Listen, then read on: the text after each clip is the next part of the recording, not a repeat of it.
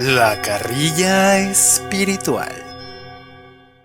Bienvenidos a un episodio más de La Carrilla Espiritual, un podcast donde tocamos temas espirituales con un toque de humor. Y hoy tengo un excelente invitado como todos, pero es una referencia de las bondades del mindfulness. El tema de hoy es el mindfulness y sus bondades. David, ¿cómo estás? Muy bien, Dan. Excelente todo por acá.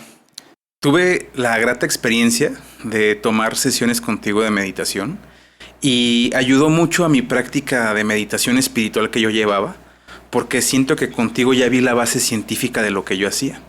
Me gustaría que nos compartieras, primero, qué padecimiento tuviste tú y cómo lo libraste, ¿no? Y qué te decían los médicos. O sea, un médico te decía, eso no se quita, o tienes que aprender a vivir con eso.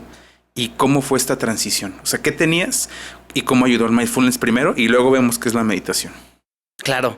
Bueno, yo cuando tenía 8 años, cuando estaba muy chiquito, empecé a tener tics. Empecé a hacerlo así. Empecé a escupir. Empecé a decir palabras más complejas. Mamá, Y después fueron evolucionando hasta que se hicieron movimientos más complejos. Empecé a hacerlo así con los hombros, con el cuello. A los 12 años empecé a tener pues estos ruidos, se llaman tics, movimientos involuntarios, sonidos, pero se hicieron groserías involuntarias. Empecé a gritar la peor que te imagines. Sí. Todo el tiempo, todo el día, todos los días, en clase, en casa, descansando. Horrible. Me diagnosticaron una enfermedad que se llama el síndrome de Tourette. Fue de lo peor que he vivido. Y aprendí a vivir con ello. Me llevaron con doctores, me diagnosticaron. Me dijeron que no tiene cura, realmente que el Tourette es para el resto de mi vida, y me empezaron a dar medicamentos para entumecer mis tics, mi sistema nervioso. No fue muy efectivo eso, me empecé a poner muy gordo, empecé a tener mucho sueño en clase, me dormía en todas las clases. Realmente no me sentía vivo completamente. Ya en la prepa, pues aprendí a lidiar con los tics. Mi grupo de amigos, pues... ya lo entendían, ¿no? Ya lo entendían. Se reían de todas las cosas que decía involuntariamente. Sí. Me aceptaban tal y como soy. Pero, bueno, jamás pensé que tuviera cura, que pudiera realmente sanarse de raíz. Ya a los 23 años tuve otra experiencia que me terminó de llevar hasta el fondo de mi sufrimiento. Fue el trastorno bipolar. Haz de cuenta que a los 23 años tuve una experiencia de manía psicótica grave. Una manía completa, horrible. Esto, si el Tourette era algo fuerte, esto está más cañón. 7 días sin dormir prácticamente nada, psicosis, alucinaciones, horrible. Sentía que me quería comer el mundo en un día y pues fue la experiencia de más sufrimiento que he vivido. Me quería morir. Después de esta experiencia, inicié mi proceso de sanación interior. Dije, ya es hora, quiero estar más tranquilo, más en paz. Poco a poco, bueno, agarré la onda, dije ya, o sea, no puedo seguir de esta manera, tengo que cambiar algo dentro de mí, no sé qué es.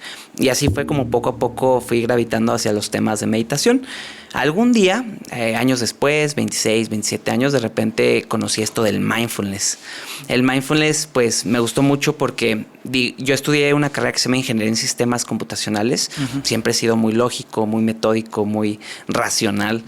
Y al conocer el mindfulness, conectó mucho conmigo porque tiene sustento científico. Es una práctica que está respaldada por ciencia. Y pues empiezo a practicar. Tomé mi primer curso. Después de 2 meses empecé a notar que los tics empezaron a bajar. Empecé a gritar menos, golpearme menos. Tenía tics de golpearme, imagínate. Sí. O sea, me pegaba así el cuello, me tronaba de esta manera horriblemente. Una vez con mi reloj, de tanto golpearme los dientes, me vi en el espejo y me faltaba la mitad de este diente. Entonces era muy autodestructivo eso. Después de 2 meses de práctica empecé a relajarme. Y después de 10 meses de práctica, después de casi el año de meditación, 30 minutos diarios, pues se me quitaron prácticamente todos los tics. ¡Qué chingón! Lo que me gusta de lo que comentas, interviniendo un poco en la historia de vida que tuviste, es que algo que te habían dicho que no tenía solución, tú se la diste. Pero fue una búsqueda interna, o sea, fue un proceso interno de sanación. Y hablando del mindfulness, ¿cómo lo definiríamos?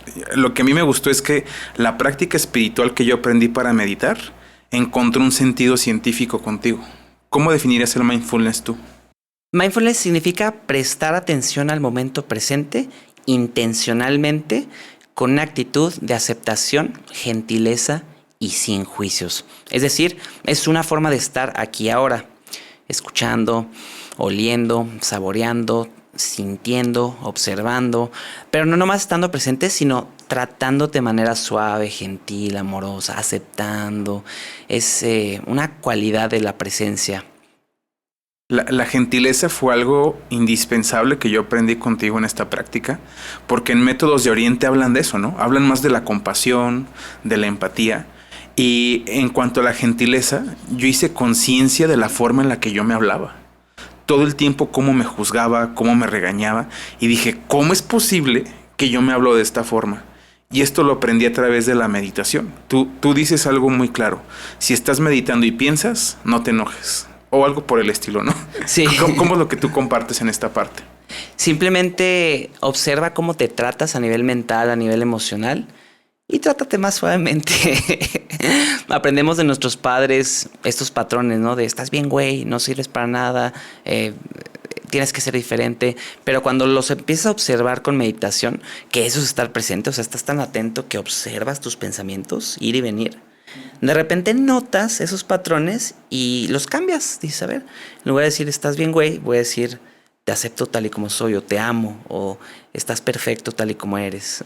Lo interesante de esto, y que yo comparto mucho, es que esta forma en la que percibimos la autoridad de nuestros padres, luego nosotros nos hablamos de la misma manera. Entonces tenemos una voz inconsciente o consciente de la forma en la que nos trataban nuestros padres hacia nosotros. Sí. Y indudablemente, como seres humanos, le ponemos más carga a lo que no nos gustó de nuestros padres. O sea, la voz que alimentamos y no tenemos conciencia es la forma en la que ellos nos reprendían y luego nos reprendemos igual. Entonces, a este estado se le puede llamar testigo, o tú le llamas testigo, el estar en este todo de darte cuenta que estás pensando, o ¿cómo le llamas este estado tú? Sí, ser el testigo silencioso. Ser esa conciencia que observa y no juzga. Te das cuenta de la telaraña de pensamientos que tienes o de las emociones que sientes y simplemente las presencias. Es, a ver, siento esto, observo esto. Y de tanto practicar, lo que me encanta del mindfulness es que lo haces hábito, lo haces estilo de vida y día con día, semana con semana, te va haciendo más, digamos, bueno observando esto. Entonces, poco a poco te vas liberando. O sea, la telaraña se desenreda de pensamientos, las emociones las digieres, las procesas, te permite sentir, llorar, le das cabida a cada emoción y de repente vas encontrando niveles más profundos de paz. Algo que me encantó es que con esto me di cuenta que no soy mis pensamientos, que no soy mis emociones. ¿Hay algo en lo que puedas tú ahondar en esto? Sí, lo acabas de decir. Realmente la gran mayoría de la gente está identificada con sus pensamientos y sus emociones. Pasa algo por tu cabeza y te lo crees. Sí. Vas caminando por la calle y ¿qué está pasando? Tengo que hacer esto y aquello y no te das cuenta de toda la belleza que te estás perdiendo en ese momento. Entonces, identificarte con los pensamientos pesa. Se siente rígido, te hace ser un poco más pesado. Igual con las emociones. A veces tú crees que eres una persona triste, pero no has observado lo suficiente como para darte cuenta de que no eres la tristeza, eres aquello que está más en el fondo, que es capaz de observar y sentir la tristeza. Y en tu práctica día a día, o sea, David vive todo el tiempo en atención plena, ¿no? Lo intento. Sí. Somos seres humanos también imperfectos y es una práctica de por vida el mindfulness. La intención está en todo momento estar bien presente, pero de repente pues llegan pensamientos. ¿Cómo es la atención plena día con día? O sea, desde que te levantas, ¿cómo es tener atención plena? Yo me doy cuenta que antes de que yo practicara esto, me despertaba y ya traía un alboroto en la cabeza, ¿no? Decía, bueno, ¿y por qué traigo una canción en la cabeza y no me la puedo sacar, ¿no? ¿O por qué estoy tan enganchado a algo que ocurrió? ¿Cómo es vivir en atención plena durante el día? Bueno, te voy a contar un día mío normal. Me levanto, voy al baño, tomo agua, desayuno. Con toda la atención en el desayuno, me hago un licuado de frutas con avena, con proteína vegana. Observo mientras voy picando la fruta siento cada sensación, observo las formas, los colores, meto los ingredientes a la licuadora, licúo. Por cierto, antes estoy escuchando música mientras estoy picando, escuchando las notas, sintiendo mis emociones. Ya que hago mi licuado, me lo tomo muy atentamente, sintiendo cada sabor, disfrutando cada pequeño momento. Me siento en la computadora a trabajar un rato. Estoy bien presente mientras estoy escribiendo en el teclado. Digamos que mi trabajo es intelectual, entonces tengo que estar utilizando la mente para crear cosas y utilizo la mente de forma consciente. No es tanto que la mente me controle a mí, sino he aprendido a utilizarla de forma deliberada. Estoy anclado en el presente, sentado en mi silla, sintiendo mis piernas, mis pies, mis brazos. De repente siento los dedos de mis manos tocando el teclado, siento mi respiración. De repente me voy perdiendo en pensamientos creativos, emociones, pero trato de estar regresando a la simplicidad de estar aquí ahora. Una comida rica, en la noche un chiqueo. No falta el chiqueo diario, sí, de consentirte con agua calentita, un baño, irte a cenar algo rico. Todo lo que dices, creo que lo pasamos a hacer por solo hacerlo. O sea, vivimos en una anestesia donde en lugar de comer, tragamos. Y darle creo que hubiéramos menos gordos si cuando comiéramos pusiéramos esa atención en los sabores, en los matices y en qué está pasando en el presente. ¿Cómo es el manejo de las emociones en el mindfulness? Ese es mi tema favorito. Como paciente de trastorno bipolar, bueno, no he terminado la historia. Ajá. Realmente, después de 2-3 años de práctica regular de mindfulness, me di cuenta de que yo jamás había aprendido a manejar mis emociones. Yo vivía toda la vida pensando en el exterior, resolviendo problemas, absorto totalmente en lo externo. Uh-huh. Y cuando aprendí mindfulness, me di cuenta de que existe algo que se llama el mundo interior. Sin esoterismo, con pura practicidad. El mundo interior es simplemente tus pensamientos, tus emociones, tus sensaciones físicas y tus sentimientos. O sea, ¿qué pasa dentro de ti?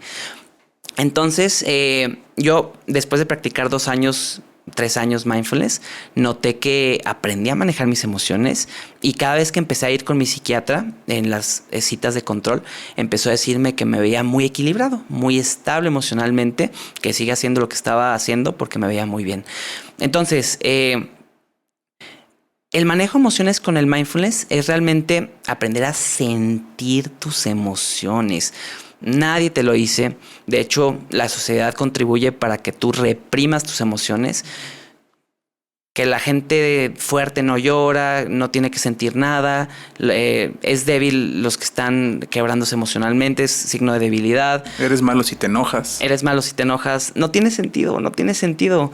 Tus emociones es un arma poderosa que tú tienes y es información de tu sistema cuerpo-mente para tú poder tomar decisiones congruentes en tu vida. Son como las direccionales de tu carro.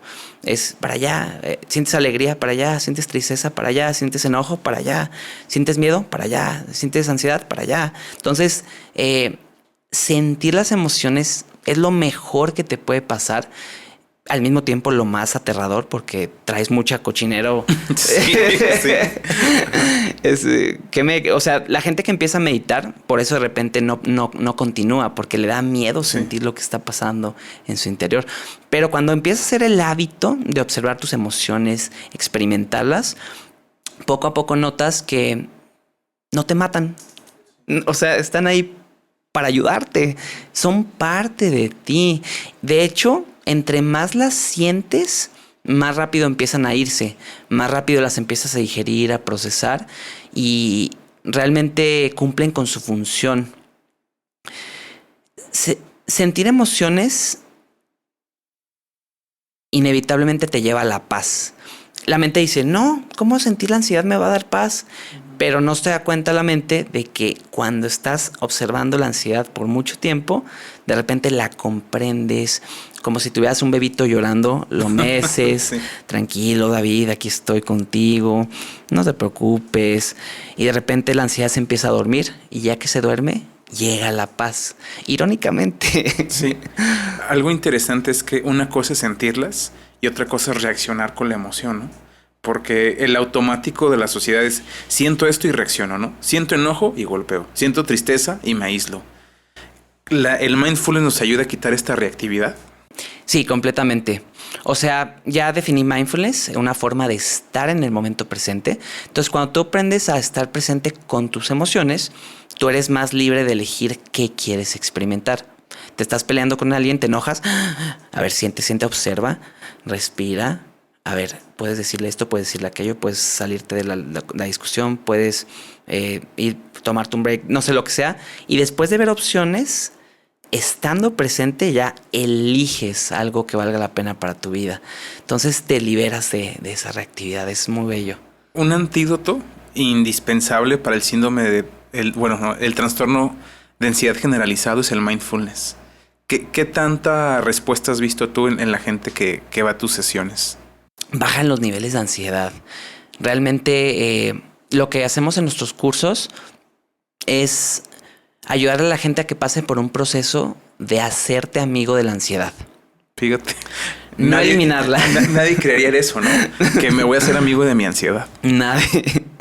Te empieza a latir el corazón, llega el miedo. Me voy a morir. Lo Sí. que quieres es escapar, que una cerveza, Netflix, como avestruz, meter la cabeza en la tierra. No quieres saber nada.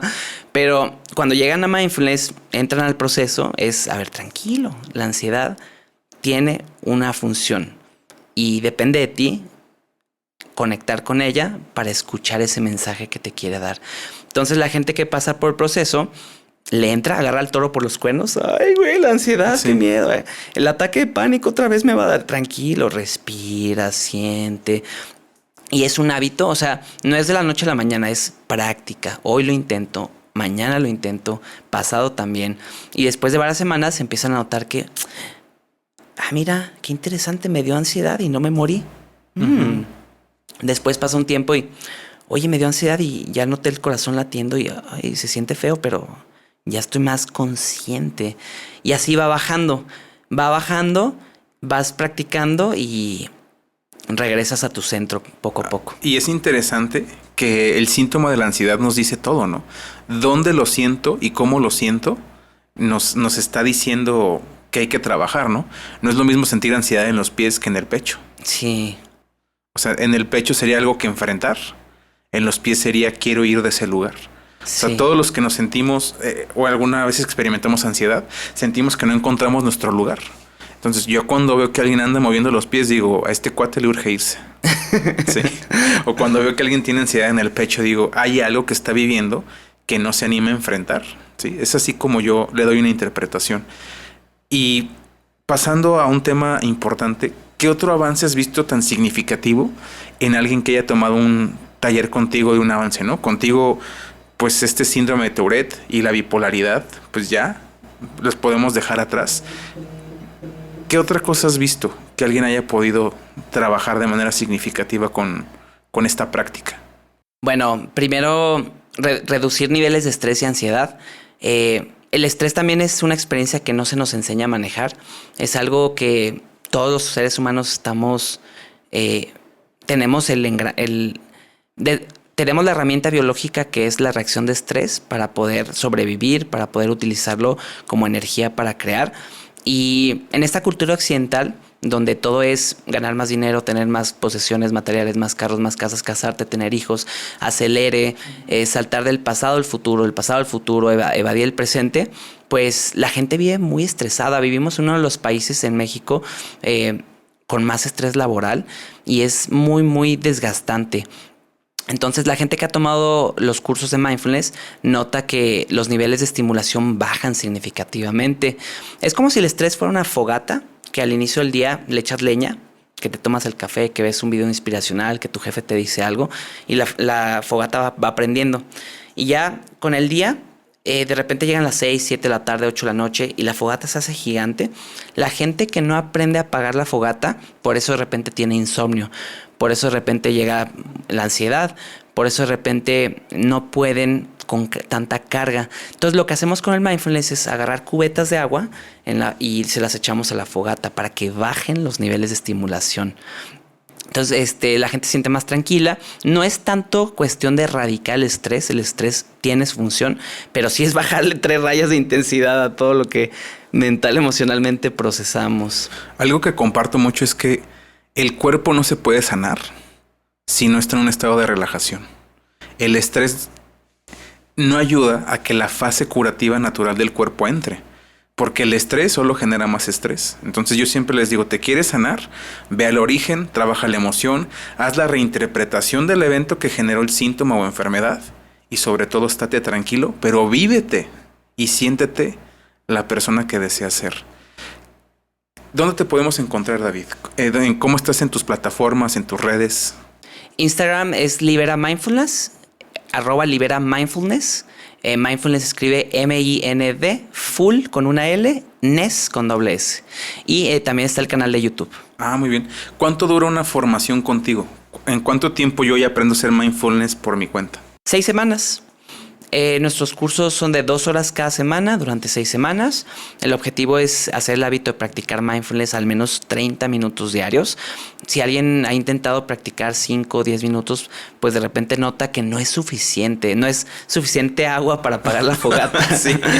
Se requiere un poco más. Entonces, dejamos tareas, los alumnos acompañamiento profesional para que intenten practicar con distintas variables, que horarios, duración, técnicas, etcétera. Y el tema principal es manejo de estrés y manejo de emociones. Para cerrar, ¿cuál sería una buena recomendación que nos puedas compartir para fluir con nuestros pensamientos y otro tip para fluir con nuestras emociones? Conviértete en el observador silencioso. Una super bomba, ¿sí? El observador que no juzga, que vive, que está en el presente. Ajá. Da un paso atrás y observa. ¿Qué está pasando? Observa.